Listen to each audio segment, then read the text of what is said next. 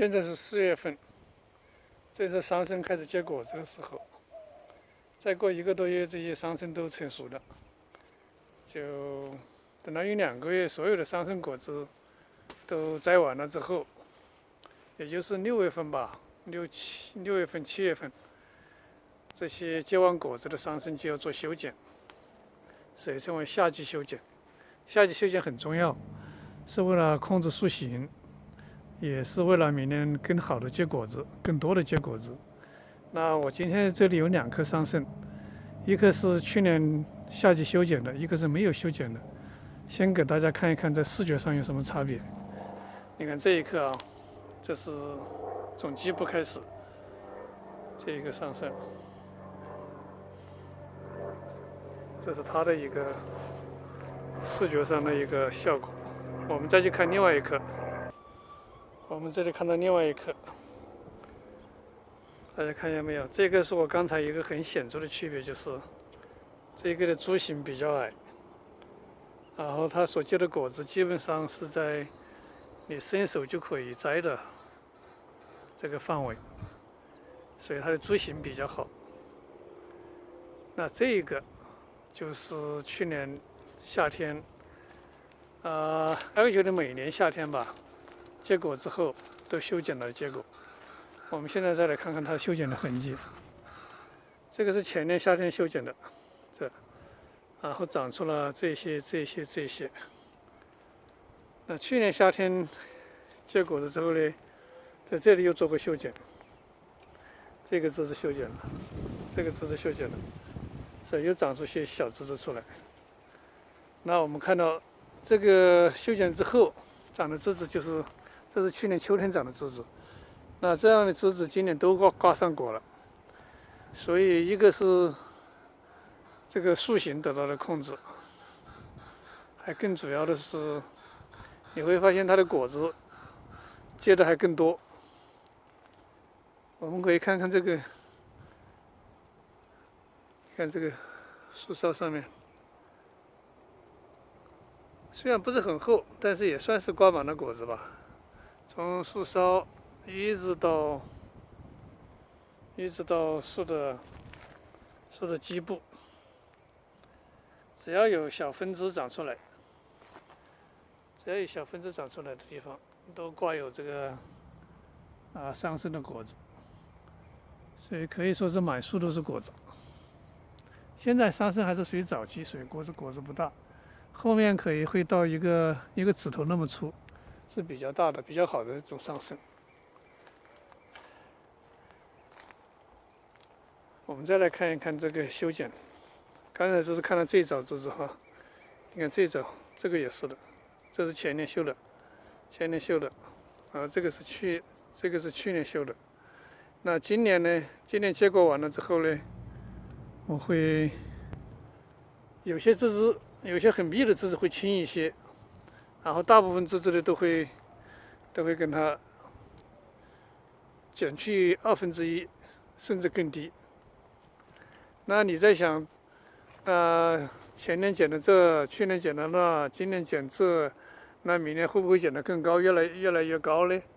其实不用 worry， 当你剪到越来越高的时候，你可以仍然从这里，从这个比较低的位置跟它剪一下。桑葚它是很耐修剪的这么一个东西，你在这里修剪，它的这个剪口以下，它仍然会有很多芽点，会长出新的枝子出来，所以进一步的把树形矮化。这每年这都有剪的，这个是剪过的，这个是剪过的，这个是去年剪的剪口，剪过之后就促进它长枝，再长出更多的枝子，就不是一条枝子。那我们现在再回去看刚才那一颗，你就会发现很大的区别。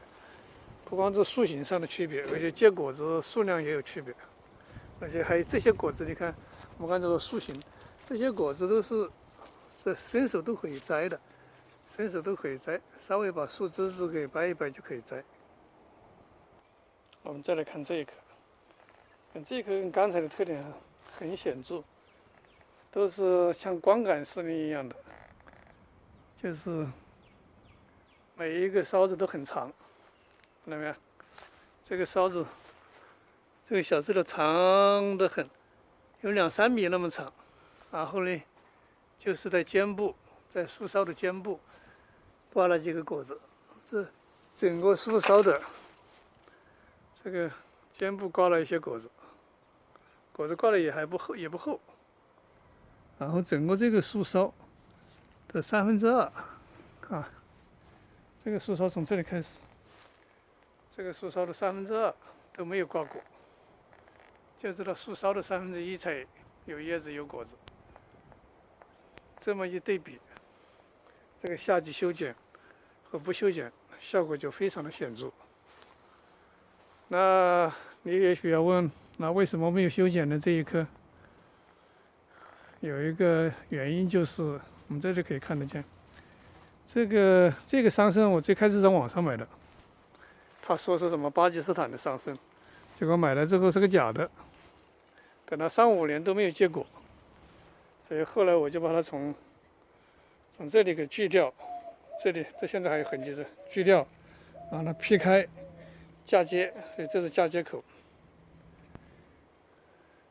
这里也是这样子，这个劈开嫁接2个枝子，这边一个枝子，这边一个枝子，那边一个成活了，这边的一个没成活就掉了。那所以去年是嫁接的成活的第2年。我是想着，特别是这个去年都还没有完全愈合，没有完全，你看这还有很大一个孔呢，它还在继续包。这个植物它会慢慢把它给包起来，这个也是，它这个树的形成会慢慢的会所谓的生命吞灭死亡吧。这个有生命的东西，它会一直在细胞的增殖，它最后会把整个这个死亡的这个会把给它包裹起来，所以把它吞灭掉。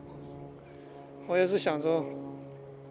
因着它是嫁接成活的第2年，而且这个还有巨大的伤口在这里，所以我就没有跟它剪枝，就让它先树长得更健壮一点。这是为什么去年没有修剪的目的。那这样子也好 ，accidental 的我们看见修剪和不修剪的区别。你看这每一个枝子都是，枝子长得很好啊，每一个枝子都是。一直到树的梢部，再结了几个果子，到天上去了。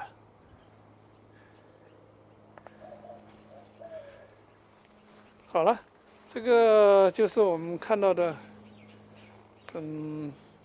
桑树夏季修剪这样的效果是非常显著的。